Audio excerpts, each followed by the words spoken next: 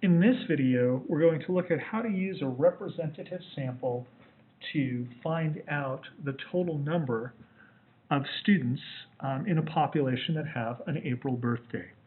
All right, and I just want to remind you that a representative sample is a sample that is proportional to the population. And let's see if that makes sense. All right, in a representative sample of 24 seventh graders, there were 3 students with April birthdays. So let's start with that. So we are comparing April birthdays to our 7th grade sample, and there are 3 April birthdays out of 24 students in our sample, and this is a representative sample. Suppose there are 448 students in the 7th grade. Estimate how many students in the 7th grade you can infer have April birthdays. All right, so essentially I went out, I took a representative sample, boys and girls of 7th graders. I had 24 total people in my sample, and 3 out of 24 had April birthdays. And I'm going to simplify that ratio. That means 1 out of 8 of those students had an April birthday.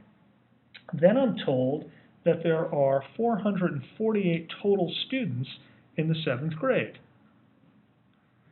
And I am asked, how many of those essentially would I expect to have April birthdays? Well, if the sample is in fact representative, then I would expect, much as I did here, 1 out of 8 of my population would have April birthdays. So I can do 2 things. I can either multiply 448 by 1/8, or I could divide 448 by 8.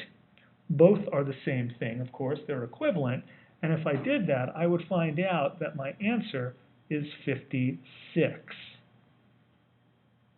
In other words, based on my sample of 3 April birthdays out of 24 7th graders in the sample, out of a total population of 448 7th graders, I would expect that 1/8 of them would have April birthdays, and 1/8 of 448, or 448 divided by 8, equals 56. There would be 56 students with April birthdays.